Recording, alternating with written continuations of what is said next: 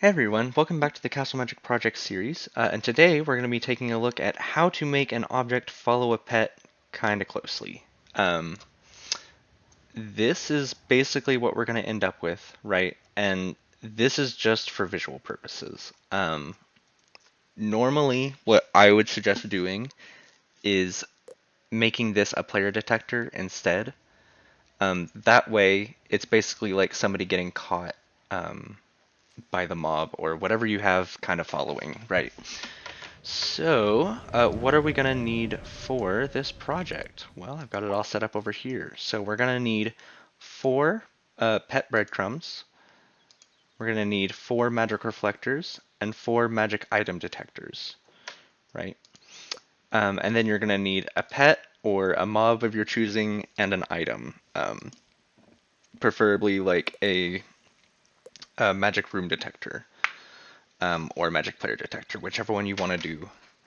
Um, So that is the physical items, and then as far as spells, the only things we're really going to want are 4, uh, 4 move to me spells, and then 4, uh, there we go, 4 magic, or activate reflector spells.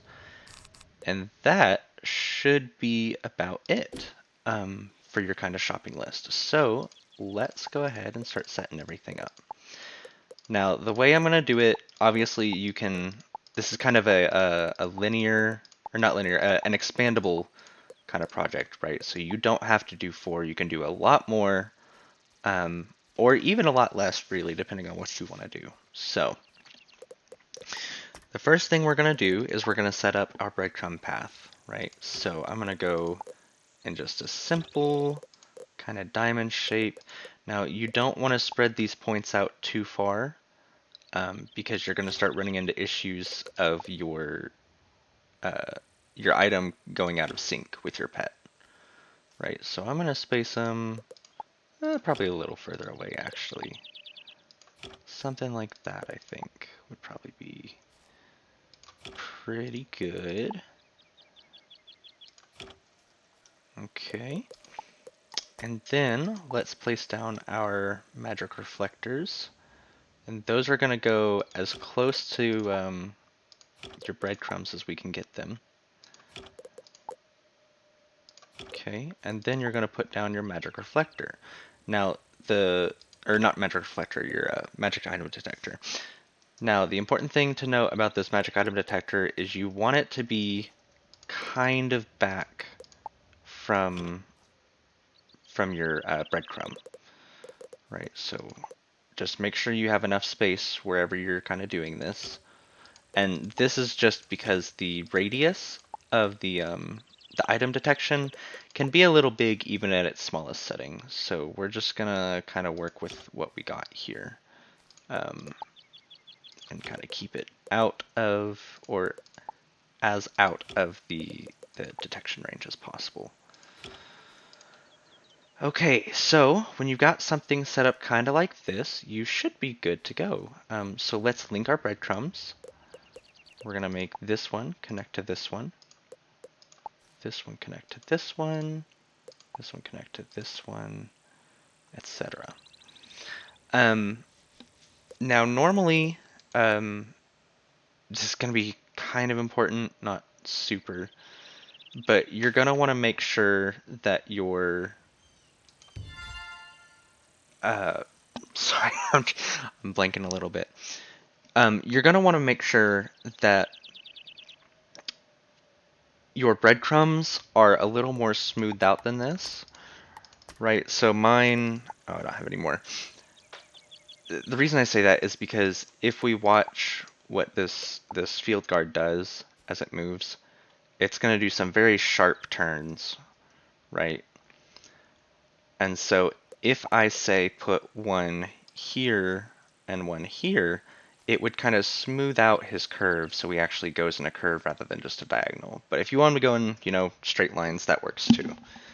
I just prefer to get a few extra breadcrumbs to put down, just to make the lines a little smoother than they are. So we put down our pet and we assigned him to our first breadcrumb. And then we're going to put down our item. In this case, I'm going to use a rain cloud, right? It doesn't super matter where this goes necessarily. You want it to be kind of close to your first breadcrumb though, just so they have a nice starting point. Then we're going to go back into our breadcrumbs. We're going to change the behavior, and we're going to make him pause 1 second before moving on here, right? And on the rest of them, he's going to pause for 2 seconds. And we'll just go around and do that. And the reason we're doing this is to make up for the speed of the move item thing, the move item spell, because it's actually very slow, it turns out, which sucks a lot. I just had to relink that so it keeps going in a circle.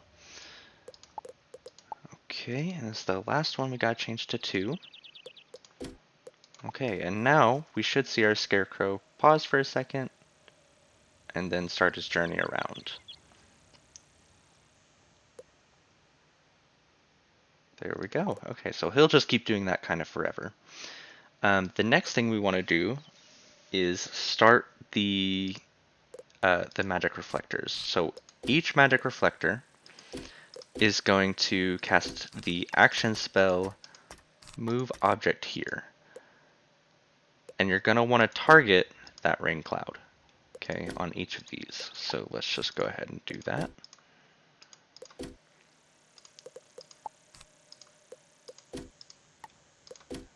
And the last one, there we go. The next thing you're going to want to do is take this item item detector, make sure the distance is tiny, and for this first one, we want to target our field guard. So whenever the field guard enters the range of this item detector, it will activate. It'll activate, and when we activate it, we want it to activate reflector, and we're going to target the next one over, right? The next one in your chain. So what happens is that when he moves into this range, it's going to activate this reflector, which moves the rain cloud over to this reflector. And then after that, after your first one, instead you're going to want to target your item, in this case our cloud, and then you're going to want to make it activate your reflector, your next reflector in the chain. And then you do that with the rest of them. So I'm just going to quickly go through here. Okay. And the very last one, target your item and activate the reflector.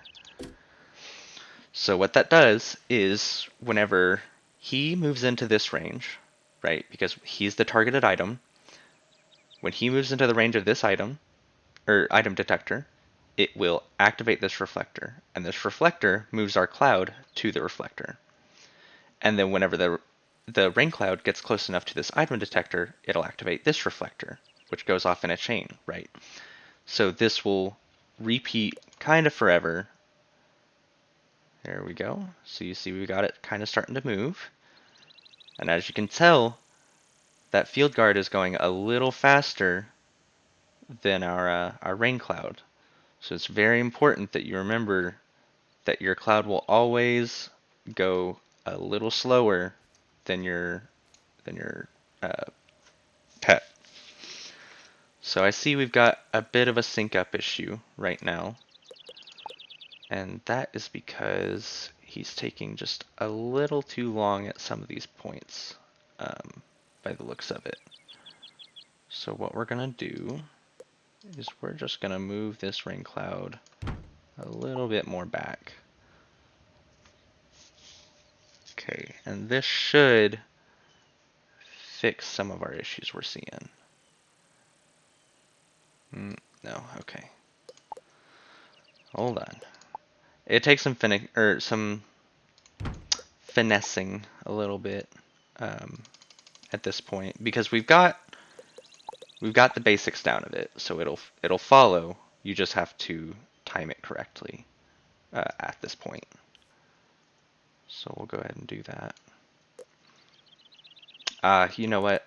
I think it's because he's waiting just a little too long at these points. So if we do this, and I think this is just because it's in a smaller area than I had it previously, a much smaller area, to be honest. Let's see how that goes. Yeah, so it was a little too small previously, but now we've got, yeah, that's going perfect now. Wonderful. Okay. So basically, the thing to kind of note with your timing is the further away these points are, the more time you're gonna want to wait or have your pet wait, right? So over here with our haunted field minion, or our haunted minion rather, we've got this one and this one a bit further apart than what we have over there, right? So I have to make him wait 2 seconds at this one, right? So just kind of work with what you got, uh, adjust some timings the way you need to depending on your build, and you should get a very satisfying um, object following your pet. The next kind of super important thing you need to know is if you want this to be a I don't think I actually have any.